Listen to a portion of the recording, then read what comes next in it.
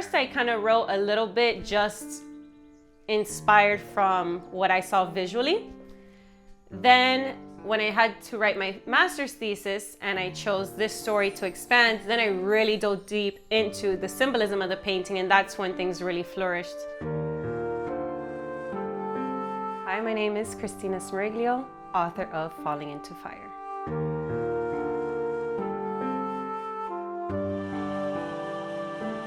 So that title came about, it was initially set to be titled Hallowed Be Thy Fall, but we wanted to get closer to the true meaning, and fire is an element really close to my heart and my spirit. And really that's what it is. Fire is the symbol and element of transformation, which this book is. I felt like there was another way that I could help people.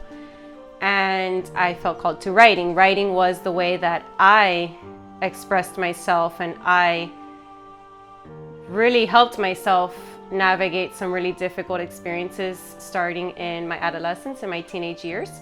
So I decided to pursue it.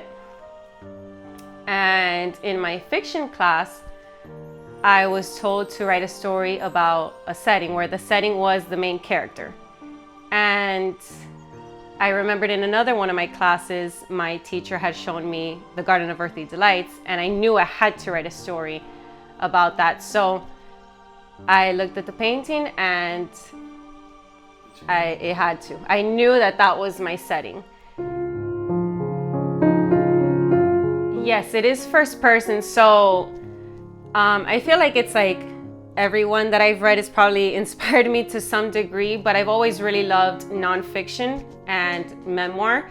So that kind of deep dive into one's own self and writing from that point of view, that's really what I wanted to channel here. Even though it is a fictional fantasy story, it is based on events from my life. As I was writing this story, my main character really became like an avatar for me to deal with some of the hard-hitting experiences that I dealt with growing up. And this environment, so that setting, having my character in that setting and what is the Garden of Earthly Delights, even as a symbol within the Renaissance painting and what that painting stands for, it allowed certain things to come out. So it's also very allegorical to today's society. Even though it is based on a painting that was made many years ago, a lot of those influences are still impactful today, whether it be through religion or just civil society. And it's about a character navigating relationships in that landscape and how difficult it can be growing up and having certain influences from society, from the people around you, trying to tell you to be a certain way, but that not necessarily making a whole lot of sense. Through this writing, I learned a lot about myself. I confronted a lot of things that I might have not confronted otherwise. So I really feel like through the medium of writing, it really was a cathartic experience for me to overcome many things in my life.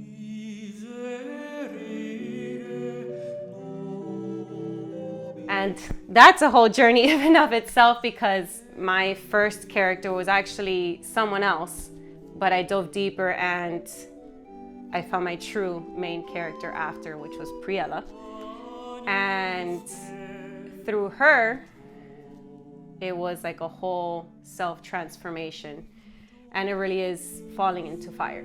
You know, my main character falls into fire and she confronts all these really deep, dark parts of herself and comes out reborn because of it.